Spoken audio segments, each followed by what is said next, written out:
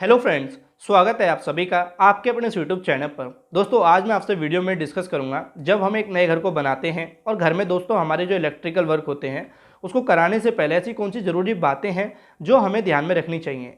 इस वीडियो में दोस्तों मैं हर एक बात आपको बताने वाला हूँ, किस पॉइंट पे किस जगह हमें ध्यान रखनी होती है, क्योंकि दोस्तों बहुत से लोग क्या होते हैं अधूरी जानकारी होने की वजह से अपने घर में कुछ गलतियाँ कर बैठते हैं और जिसका नुकसान हमें बाद में देखने को मिलता है।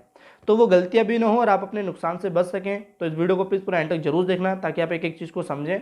और मैं इस वीडियो को स्टार्ट करने से पहले, आगे बढ़ाने से पहले आपको बताना चाहूँगा कि हमने अपने इस चैनल पे हाउस कंस्ट्रक्शन सीरीज स्टार्ट कर रखी है जिसमें हम 30 से ज़्यादा वीडियो अभी ऑलरेडी डाल चुके हैं। तो उन वीडियो को जाके आप जरूर देख लेना, क्योंकि ये सीरीज दोस्तों फाउंडेशन से लेके फिनिशिंग तक चलने वाली है। और इसी चैनल के माध्यम से इसी तरह की वीडियो आप आगे भी देखना चाहते हैं तो सब्सक्राइब भी जरूर कर लेना। अब हम दोस्तों बात करते हैं सबसे पहले पॉइंट की। तो देखिए, जब हम अपने घर में कोई भी इलेक्ट्रिकल वर्क स्टार्ट कराते हैं तो पहले मुझे लगता है कि सबसे पहले हम अपनी कोई पाइप वगैरह लगवाते हैं तो हमारी सीलिंग में ही होते हैं, जब हम छत डलने से पहले कंडक्टिंग फिटिंग कराते हैं। तो यहाँ दोस्तों आपको ध्यान ये रखना है कि जो भी हमारी कंसे लाइट लग रही हैं या जो भी हमारे फैन बॉक्स लगे रहे हैं, तो ये चीज़ की आप मार्किंग और पोजीशन का बहुत ध्यान रखना है कि आप किसी कमरे में दे रहे हैं तो क्या वो फैन बॉक्स हमारे कमरे की सीलिंग में सेंटर में लगा है या नहीं लगा है। साथ ही कहीं आप 2-3 फैन एक साथ दे रहे हैं तो उनकी दूरी आपस में जरूर देख लीजिए। कभी ऐसा नहीं हो कि वो ज़्यादा पास में हो जाए और जब आप कभी फ़ैन लगाएं तो वो चलने पे उनकी पंखड़ियाँ आपस में लड़ें। तो ये चीज़ें जरूर देखने बेसिक चीज़ें हैं। अब दोस्तों हम बात करते हैं जब हमारी छत डल जाती है तो नॉर्मली क्या बहुत से लोग क्या करते हैं, पहले ब्रिक वर्क कर लेते हैं और उसके बाद छत डालते हैं। तो उस कंडीशन में तो जो मैं आगे बताने वाला हूँ वो ध्यान रखने वाली बात नहीं है। लेकिन अगर आप फ्रेम स्ट्रक्चर बना रहे हैं, फ्रेम स्ट्रक्चर जैसे कि आपने कॉलम बीम छत डाल दी, अब देन उसके बाद आप अपने अंदर चिनाई कर रहे हैं, उसके बाद ही आप ये काम कराएंगे। तो जब किसी आप नई दीवार में नए काम में स्टार्ट करते हो तो आपको ये ध्यान जरूर रख लेना है कि जिस भी दीवार में आपको इस तरह की फिटिंग करनी है तो उस दीवार को बने हुए 10 से 12 दिन हो चुके हों कम से कम। क्योंकि जैसे मान लीजिए कि आप कोई दीवार को बनाते हैं तो उसमें 7 से 10 दिन तो आपको क्यूरिंग तराई ही करनी होती है ताकि वो अपनी अच्छी मजबूती ले पाए। उसके बाद ही आपको इस तरह के काम करने हैं जो कंडक्टिंग वर्क होते हैं, हमें चेज काटनी होती है, क्योंकि हमारे ये जो इस तरह के काम होते हैं पाइप वगैरह फिट करने, इसमें तोड़फोड़ होती है। तो उस वजह से हमारी दीवार भी मजबूती में होना बहुत ज़्यादा ज़रूरी है। तो इसका आप जरूर विशेष ध्यान रखें। अब दोस्तों अगर मैं तीसरे पॉइंट की बात करना चाहूँगा तो वो पॉइंट हमारा ये है कि हमारे घर में जितने भी स्विच बोर्ड लगते हैं, जितनी भी हमारे लाइटों के पॉइंट लगते हैं, चाहे वो गीज़र हो, एसी हो, टीवी हो या डीबी हो, हमारा जो डिस्ट्रीब्यूशन बोर्ड होता है, या स्विच बोर्ड कहीं भी जिस भी दीवार पर लगाना जिस भी कमरे के लिए, तो उनकी क्या हाइट होनी चाहिए, कहाँ वो लगाने चाहिए, ये सारी चीज़ें। अब ये दोस्तों ये चीज़ों का ध्यान बहुत ज़रूरी रखना होता है। और साथ ही मैं आपको बताना चाहूँगा कि मैंने इस टॉपिक के ऊपर, इन सब बातों के ऊपर, जो स्विच की हाइट होती है उनके ऊपर वीडियो डाल रखी है, वो अभी डाली है कुछ दिन पहले, तो उसको जाके भी आप जरूर देख लेना, वो भी इसी सीरीज में आपको मिल जाएगी।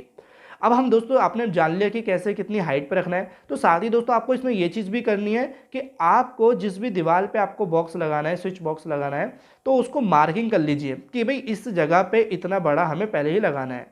जनरली क्या होता है कि जैसे जो लेबर होती है वो लेबर को क्या होता है कि वो बता देता है ठेकेदार कि यहाँ पे बॉक्स लगना है, तो साइज में दोस्तों कन्फ्यूजन हो ही जाती है, भूल ही जाता है इंसान। तो पहले ही आप अपने ठेकेदार से बोलें जिस दीवार पे हमें 4x6 का चाहिए, 4x9 का चाहिए, जिस भी साइज़ का चाहिए उसकी आप मार्किंग कर लो और निशान लगा दो ताकि वो उसी शेप में वहाँ पे काट दे।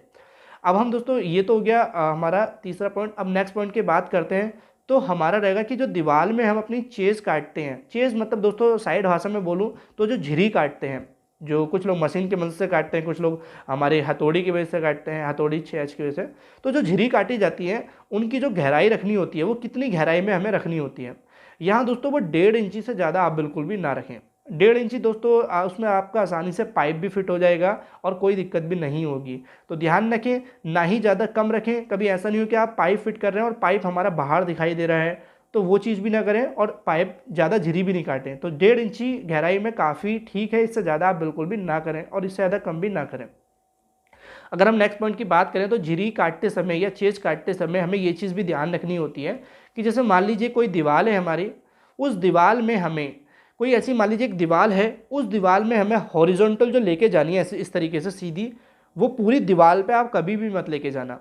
इससे क्या होता है कि दीवार में 1.5 इंची की लाइन पूरी अगर खिंचती है तो दीवार मजबूती से थोड़ा बहुत वीकनेस हो सकती है, क्योंकि आप कोशिश करें कि आप 1 मीटर या 1.5 मीटर लेके जाएं और फिर उसकी आपको पोजीशन चेंज कर देनी, चाहे आप उसको ऊपर लेके जाएं चाहे नीचे लेके आएं, सीधा मत लेके जाना। क्योंकि 1.5 इंची पूरी दीवार आपकी कट जाएगी। इस चीज़ का जरूर ध्यान रखना। साथ ही दोस्तों हमारी जो ये हॉरिजॉन्टल हो गई और किसी दीवार पर हमारी वर्टिकल होती है, इस तरीके से होती है, इस तरीके से होती हैं, तो इन जैसे एक वर्टिकल ये हुई और एक वर्टिकल ये हुई, तो उन दोनों के बीच की दूरी आप 2 मीटर के आसपास रखें, इससे ज़्यादा ना रखें या इससे कम भी ना रखें। तो ये चीज़ का ज़रूर ध्यान रखना है। जनरली क्या होता है, कुछ लोग बहुत ज़्यादा कटिंग कर देते हैं किसी दीवार पे, नहीं कोई ध्यान देता है कि वो 4 इंची की दीवार है या 9 इंची की है, 4.5 की है। तो ये चीज़ें ज़रूर ध्यान रखनी होती हैं। अब हम नेक्स्ट पॉइंट की बात करते हैं, वो है हमारा कि जब आप पाइप फिटिंग कर रहे हैं, जैसे मान लीजिए कि आपने किसी झिरी काट दी, आप पाइप फिट कर रहे हैं, तो उसको आपको हुक से बैंड करना है, हुक से आपको उसको सपोर्ट करना है ताकि वो पाइप बाहर को निकल के नहीं आए। और साथ ही दोस्तों जो हमारे बॉक्स होते हैं, उन बॉक्स की फेसिंग का बहुत ज़्यादा ध्यान रखना है। अब फेसिंग का कैसे, मतलब जैसे मान लीजिए कि आप कोई दीवार में बॉक्स लगा रहे हैं, तो उस दीवार से जो बाहर को फेस निकालना है उसका, वो करीब आप जितनी प्लास्टर की मोटाई लेके चलेंगे, आधा इंची 12 mm, उतनी ही निकालें। ऐसा नहीं हो कि आप उसका फेस ज़्यादा निकाल दें और जब आप प्लास्टर करते हैं तो आपको जो क्या होगा, बॉक्स का काफ़ी ज़्यादा बॉक्स निकला हुआ दिखाई देगा, और जब आप उसमें शीट वगैरह लगाएंगे तो आपका बॉक्स भी सही से दिखाई नहीं देगा। तो इस चीज़ का ज़रूर ध्यान रखना, बॉक्स का आपको ज़रूर ध्यान रखना। बॉक्स को आपको जब लगा रहे हैं तभी आप उसको हल्का सा प्लास्टर से या मसाले से कवर कर लीजिए। अब हम यहाँ पे एक चीज़ और बोलना चाहेंगे, जो भी हमारे पाइप है, जैसे मैंने पहले बोला कि जितने भी पाइप है उनको अच्छे से हुक में बैंड कर दीजिए। हुक आते हैं हमारे या गुल में कील आती है, उसकी कील से आपको उसको पकड़ में सपोर्ट लगा दीजिए ताकि जहाँ भी आपने उसको फिट किया है वहाँ से वो ना हटे। ऐसे दोस्तों जो हमारे दीवारों में आपने देखे होंगे कि इन फ्यूचर सोच के आप जंक्शन पॉइंट देते हो, जंक्शन में आप एक हल्की सी, जिसको कुछ लोग डिबिया बोलते हैं, वो डिबिया भी फिट करते समय आपको ध्यान रखना है कि जब इन फ्यूचर आपको लगे कि भाई मैं इस दीवार पे पॉइंट आगे करके दे सकता हूँ, तो वहाँ आप जरूर लगा लीजिए। होल वगैरह में आप लगा सकते हैं जब कभी आपको लगे कि इस पॉइंट से मैं दूसरी पॉइंट पर भी लाइट दे पाऊँगा। तो दोस्तों ये कुछ ऐसे ज़रूरी पॉइंट थे जो हमें इलेक्ट्रिकल वर्क कराते समय विशेष ध्यान रखने हैं।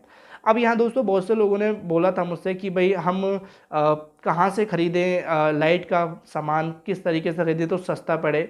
तो मैं यहाँ पे एक चीज़ बोलना चाहूँगा कि पहले आप अपने घर में जितने भी लाइट के सामान आने हैं उसकी प्लानिंग कर लीजिए कितना आ जाएगा, और आप किसी थोक बाज़ार से, बड़ी मार्केट से ख़रीद लीजिए एक ही बार में। ये इससे क्या होगा कि आपको छोटी छोटी दुकानों से ख़रीदने की ज़रूरत भी नहीं पड़ेगी, और साथ ही आपको दोस्तों कुछ पैसा बच भी जाएगा। जो नॉर्मली दुकान होती है वो आपको थोड़ा महंगा देते हैं, और वो कभी आप किसी बड़ी मार्केट से लेते हो तो वहाँ पे आपको सस्ता पड़ जाएगा। तो यहाँ पे कुछ अगर वेरिएशन की बात करें तो थोड़ी बहुत कॉस्ट आप रिड्यूस कर सकते हैं। तो आई होप आपको दोस्तों ये सारी जो लाइट की बातें थी, घर में स्टार्ट कराने से पहले हमें कौन सी बात ध्यान रखनी है उसका आपने विशेष ध्यान रखना है आगे भी चल के। और इस तरह की वीडियो आगे भी देखनी है तो चैनल को सब्सक्राइब कर लेना, बेल आइकन को जरूर ऑन कर लेना इस तरह की आगे भी वीडियो देखने के लिए। और थैंक्स फॉर वॉचिंग वीडियो दोस्तों, हम मिलते हैं अपनी नेक्स्ट वीडियो पर।